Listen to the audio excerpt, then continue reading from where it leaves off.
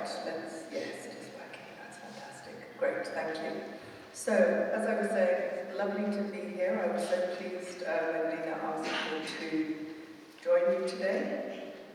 And talking to you today, hopefully not for too long, and then be able to have some conversation and to be able to have some questions and answers that we can discuss.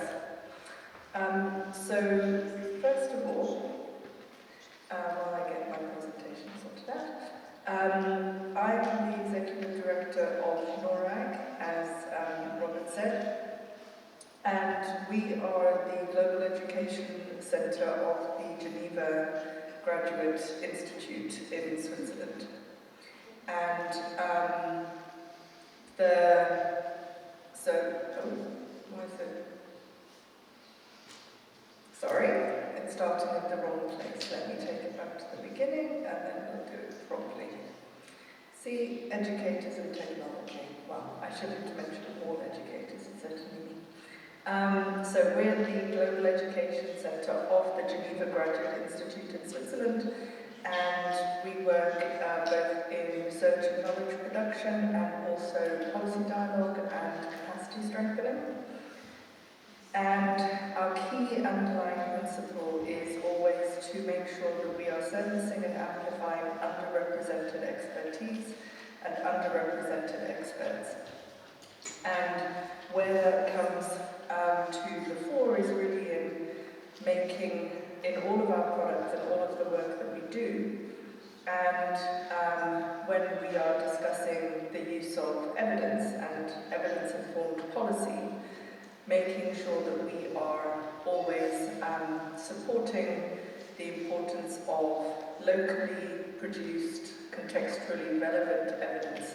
So it's not to say that something that is produced in Geneva or in Paris or Washington is the final story in what it is that research and evidence for education should be, but really doing our best to make sure that national associations such as your own are taken more seriously and really understood to be where the really powerful work and understanding of your education system can be done, and the utility of your research for your education system, and then also more broadly globally. So in terms of the presentation today, I was asked to speak about inequities in AI and education, and this fits into our strategic theme, which is on innovations and disruption. So within that theme, we have work on digitalization and AI. We also have work on meaningful youth engagement, and we are also host to the KICS, the GPE Knowledge Innovation Exchange KICS program, the hub which is for Europe, MENA, Middle East and North Africa, Asia and the Pacific region. So that's the work that fits into that particular theme. We also have a theme which works on private sector approaches in education, and also in education and the SDGs, so looking at cross-sectoral work, and then also on data and evidence in education.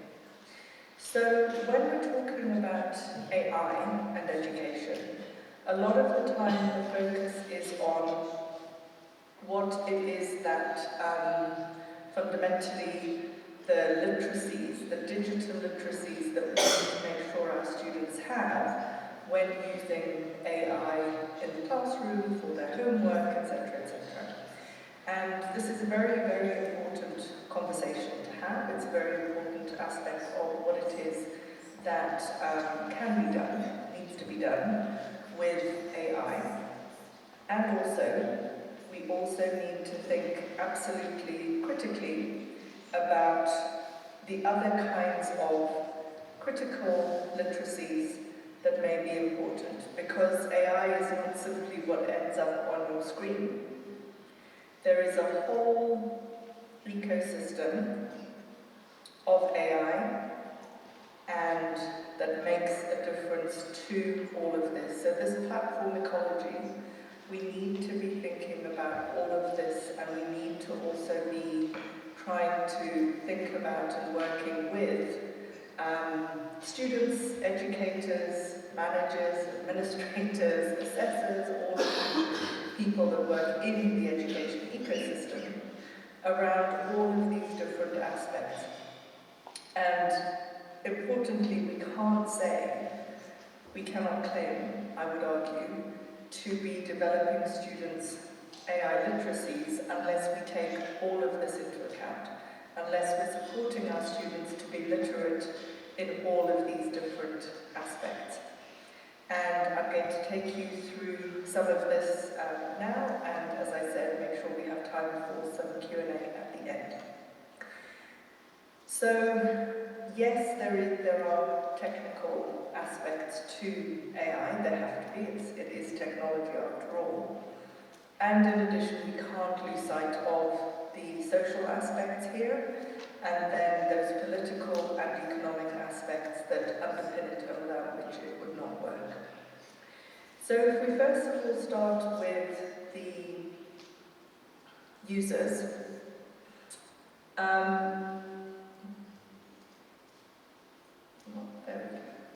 as far as the users are concerned, we're used to thinking about the users being the consumers. When we use AI, this is the important thing that we think about, those end users. But actually, we need to think also about those who are producing AI and the people who are working in order to make sure that whatever AI application it is that you may have on your phone or that is used inside your email, that it is actually working. And there is a story there which is talking about Kenyan workers that are being paid very, very little to work on particular AI platforms. And the reason why it is that we have AI applications that we think are safe enough for our students to use, that we think are clean enough for our students to use, is because of these workers who have been paid a very, very small amount of money on very insecure contracts to basically look at the most appalling content in terms of abuse, in terms of polarization, in terms of the views that are being promoted, as well as the suffering of the people that in those videos, the children. And these people are being paid a very small amount of money in order to clean that up, in order for us to be able to have a better user experience, in order for our schools to be able to say this particular platform is safe for our children. So at the same time as we're teaching children skills in how to use this, we also need to make sure that this digital literacy of the human intelligence that is actually underpinning AI and the exploitation of human beings in order to make something which is very nice and easy and enjoyable for us to use is actually there. We need to build that literacy as well. And really starting at this point of the importance of human intelligence. Artificial intelligence depends on human intelligence. Human intelligence does not depend on artificial intelligence. But artificial intelligence would not exist if it were not for human intelligence actually thinking about how to make it work, human intelligence clearing it up, human intelligence making the systems around it as well. And given that reliance on human intelligence, we need to make sure that when we speak about AI, we're not talking about it as this disembodied force. It is something that is very, very human in terms of where it comes from and why it exists. And if it only can exist because of human intelligence, that means that human intelligence also can be the solution to some of those problems that we know it is causing. Right. Then, in terms of the user side of things as well for the consumer, this is something that's called a Gartner hype cycle. And this is something that's been applied to technologies for almost 20 years, I think. And they have realized that these are the stages through which emerging technologies tend to go. The innovation, the inflated expectations, disillusionment, enlightenment, and then productivity. So for AI, obviously after November 2022, a huge amount of inflated expectations, and if the Gartner cycle is to be expected, then we can expect to be moving into a trough of disillusionment. At the same time, what will be happening is experimentation to optimize the technology. That's what happens when we are in this particular space in the Gartner cycle. That experimentation, number one, we need to be thinking very hard about what optimizing the technology may mean. Does optimizing the technology have pro-social outcomes? Are we defining optimizing the technology as how can we improve AI in order to make sure that humanity is working better together in pro-social ways, that the environment is being protected, that our economies can flourish? Or is the AI optimization for something else entirely? And if it is, then we need to ask the question without human intelligence, and to ask the question, why is it that? Why is it being optimized for that rather than for human and planetary flourishing? And then the second part of this is actually thinking about what type of experimentation will be done. Because the experimentation that will be done is human experimentation. It will be optimized through experiments on human users. In terms of, if we make this tweak in the technology, do users engage more? Do they engage differently? To what extent does user engagement lead to that objective that we've decided is what optimization counts as? And this is something that Facebook did about a decade ago, when they did this experimentation. It's been widely documented, so we know that this is what will happen. If it is human experimentation, there are legal guidelines for what human experimentation should include. There are guardrails if it's about human experimentation, around consent, around manipulation, non-manipulation.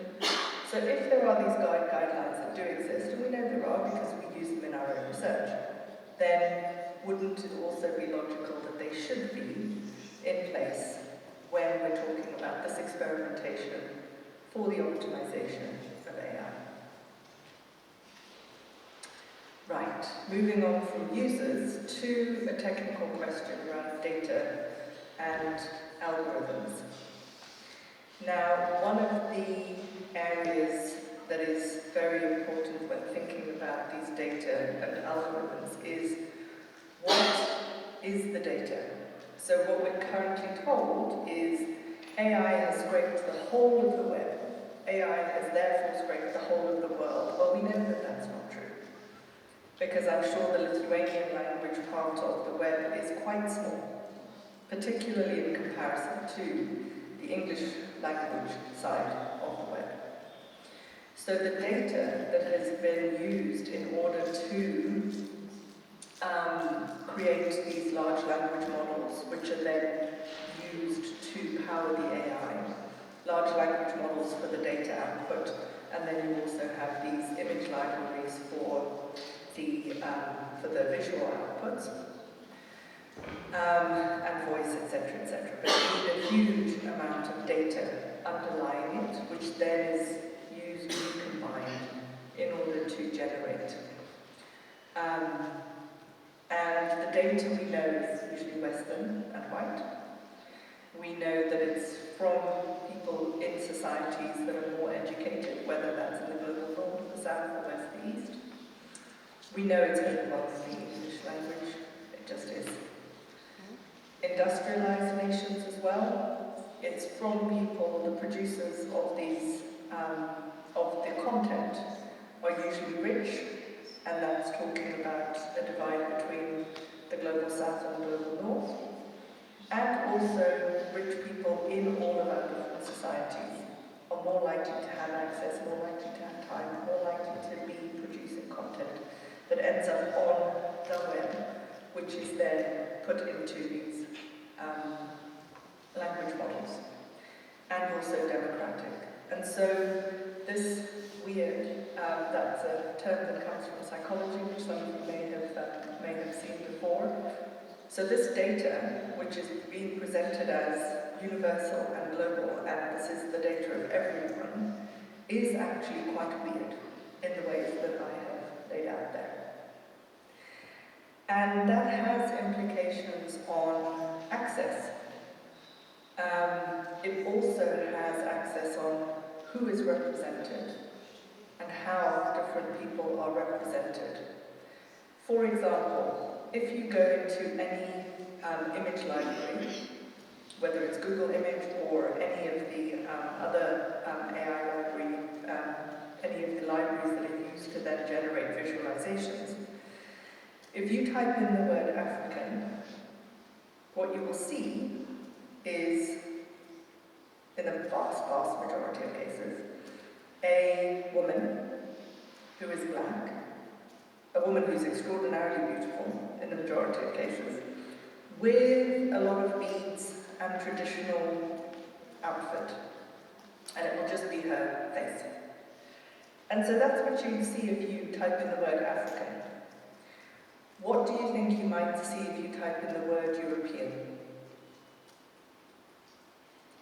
If you type in the word European, and I do, welcome you to go and do this test yourselves when you finish with the conference, you will get a map of Europe. You'll get sometimes a blue flag with yellow stars on it. You do not have the essence of Europe reduced to a stereotype, a single stereotype. What you're presented with if you type in European is geography, diversity, and unity. Very, very, very different. And if that is what is being represented, then the question is, how does that representation then reinforce existing stereotypes? How does that representation amplify existing stereotypes? And that reinforcement of existing social bias, that reinforcement of existing social inequalities cannot only be seen as, oh, it's just there and it's a representational thing and it doesn't matter. It does matter because it reinforces, it matters because it amplifies these stereotypes, these biases, these inequalities. The next question is, who's allowed to do the research on these things? Who's allowed to do the research that would allow you to then build one of these yourself? I don't have the money to do that. It takes a huge amount of money to be able to build one of these language models or these visual databases. It takes a huge amount of resources to be able to have a data center that allows you to do that. It takes a huge amount of resources to be sitting in a university where you could even begin to be taught if you might be interested in doing that. So there's a real question here about who it is who can do the research to build these and also then do the research about them, on them. These are very opaque spaces. And you will see research papers being done by these companies on their own language models, their own visual databases, on their own algorithms. They tend not to be negative most of the time. And so we do have a question about actually how is it that you can do research on an algorithm which is essentially a black box, that even the people who design it don't know how it got to the answer it got to. That's a question even for people with a huge amount of resources. But actually opening it up is not something that is done other than by the people who are gatekeeping, other than by the people whose business model is based on not having that being open. And then the question of governance and in whose interest. So when you hear the word optimizing AI, that is not only a technical question. What counts as optimization, as I said before, is not only a technical question. Whose interest that optimization may serve is absolutely critical if we're talking about digital literacy. Okay, moving on. So then we have, going down to the business models.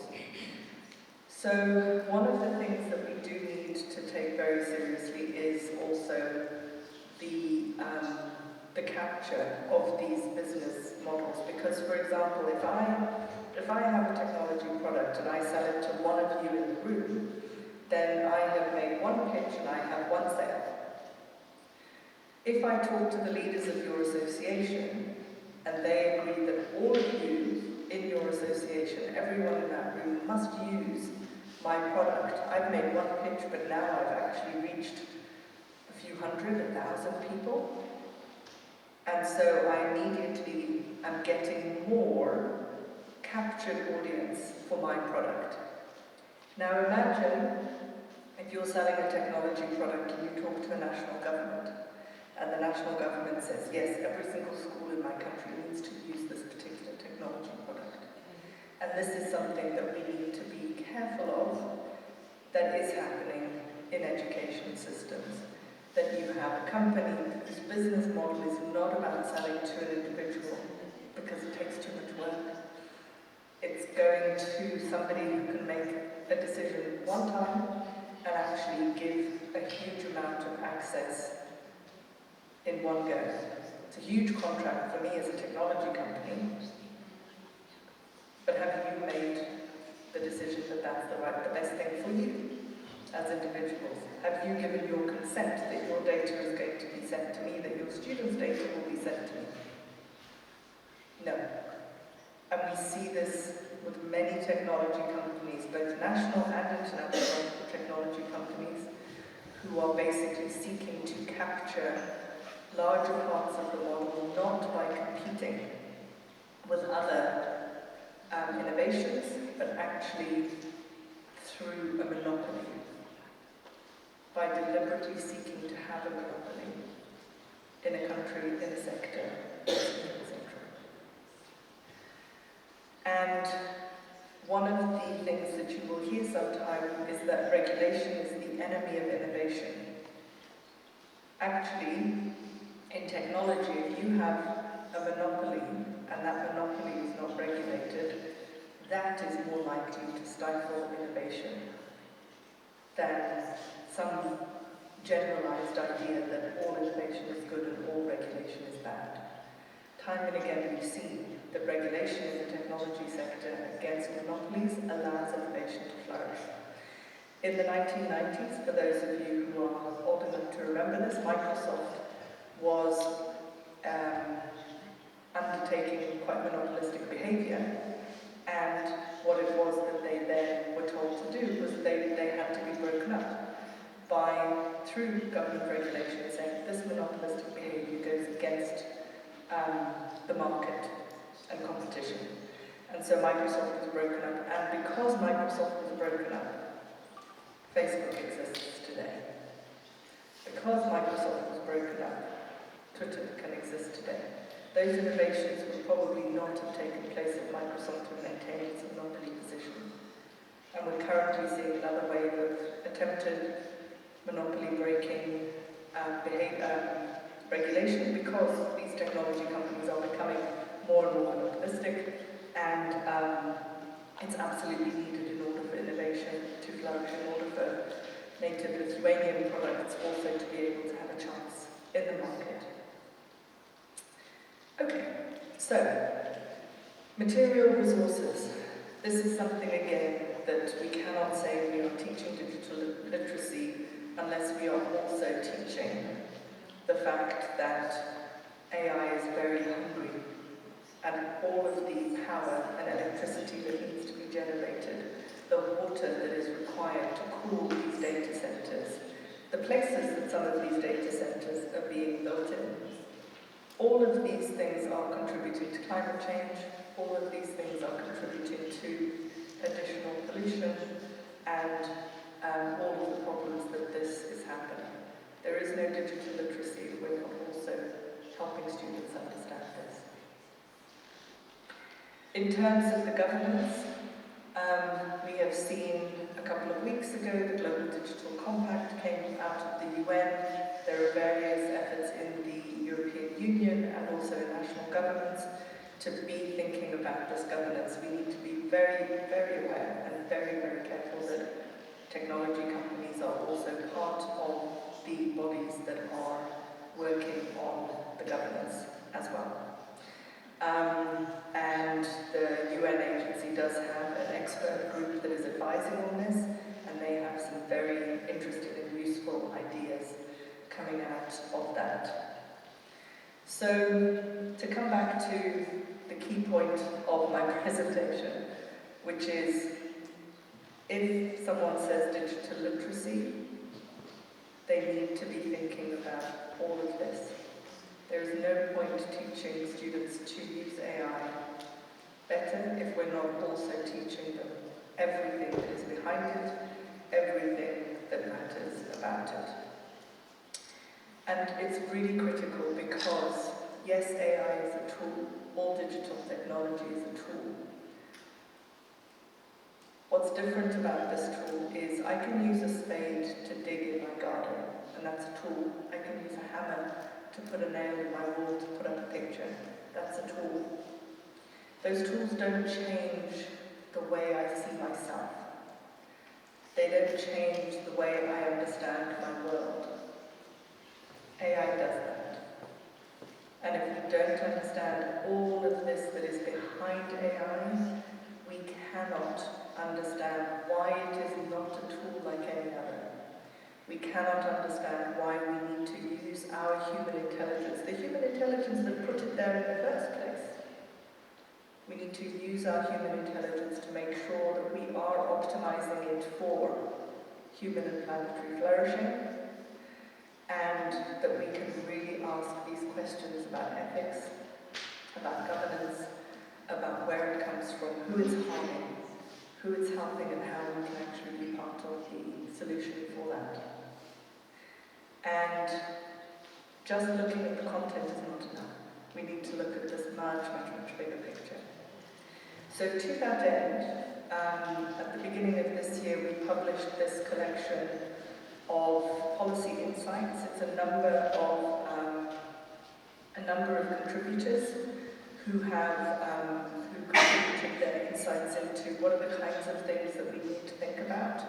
We have contributors from 5 different continents, and you can scan the QR code there.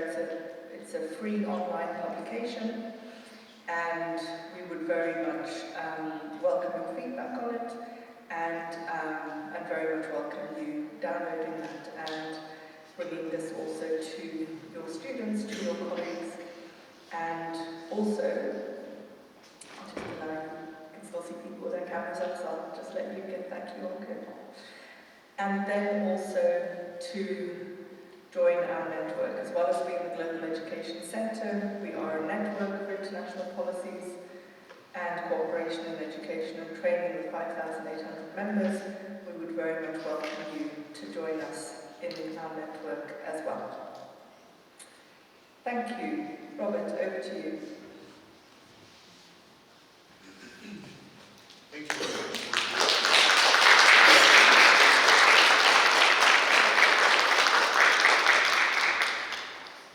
Thank you very much for this insightful presentation. You mentioned that you intended to have a Q&A session at the end of your talk. I'm not really sure we have time for that. Do we have time for questions and answers?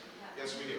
Okay, so I will then ask for the questions from the audience, and if anyone would like in Lithuanian, I'll try to translate.